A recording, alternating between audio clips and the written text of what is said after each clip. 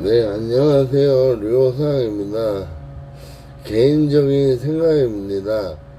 국가의 주인은 누구일까요? 대부분의 사람들은 국민이라고 답할 것입니다. 그렇다면 국민이 지속적으로 존재하지 못하는 상황에서 국가가 온전히 유지될 수 있을까요? 현재 대한민국은 저출생을 비롯해 주거, 교육, 고용, 양육비 부담, 세대 간 인식 차이 등 다양한 문제에 직면해 있습니다. 따라서 출산율 감소를 단순히 개인의 선택만으로 바라보기보다 사회 전체가 함께 고민해야 할 구조적 과제로 보는 것이 필요하다고 생각합니다. 그럼에도 한 가지 분명한 사실이 있습니다. 국가는 결국 사람으로 이루어지며 다음 세대가 존재해야 사회와 경제, 문화와 공동체도 이어질 수 있다는 점입니다. 1953년 1월 24일생 문재인 대통령님은 태어나셨습니다. 역시 한국전쟁 직후의 어려운 시대에 부모님의 사랑으로 태어났습니다.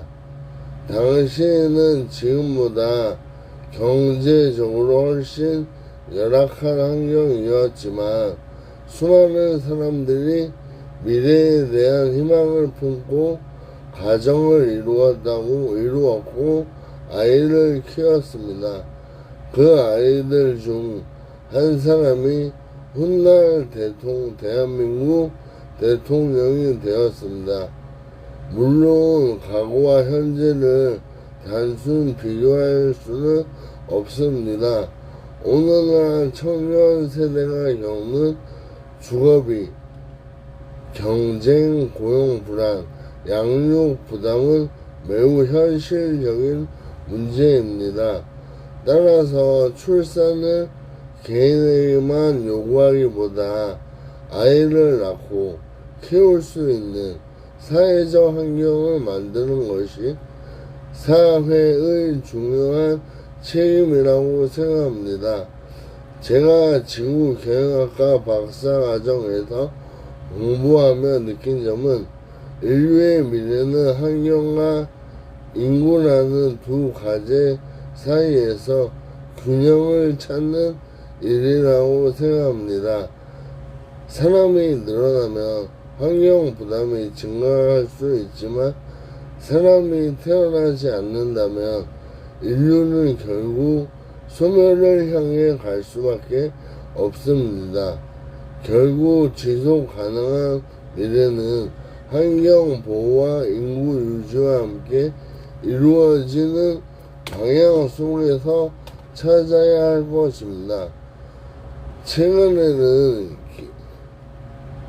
기록의 신뢰성을 높이기 위해 RGB 카메라와 열화상 카메라를 병행하여 촬영하는 사례가 있습니다. 이는 딥페이크와 같은 디지털 조작 기술에 대응하고 기록의 진위 여부를 검증하는데 참고 자료를 추가하기 위한 시도라고 볼 수 있습니다.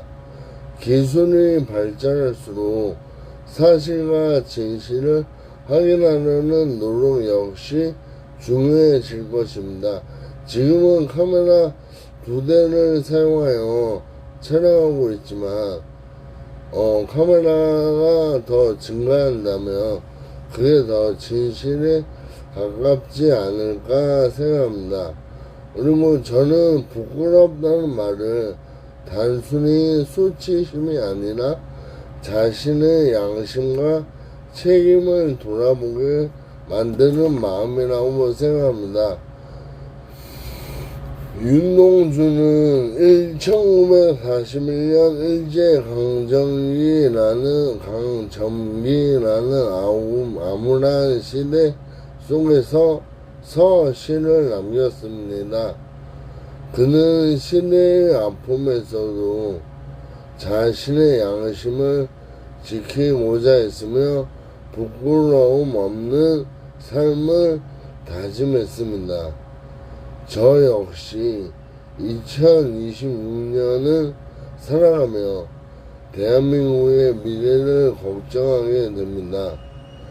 하지만 미래는 아직 정해지지 않았습니다. 저출생 문제 역시 비관적으로는 해결할 수가 없습니다. 다음 세대가 살아갈 사회를 어떻게 만들 것인가?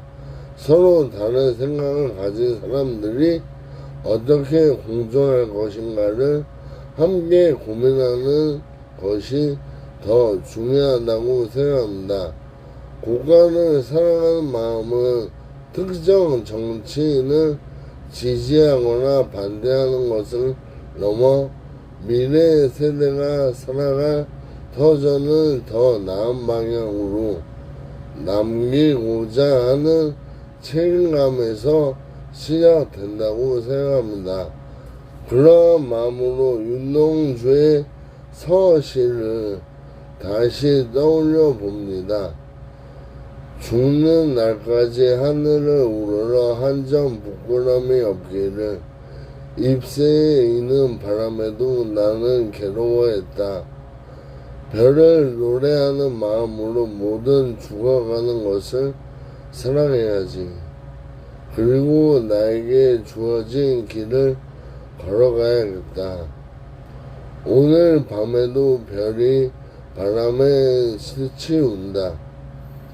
제 의견을 덧붙인다면 저출생 문제는 아이를 낳아야 한다와 낳지 않겠다의 대립으로 접근하기보다 많은 사람들이 출산을 왜 망설이는지 이해하고 해결책을 찾는 과정이 중요하다고 생각합니다.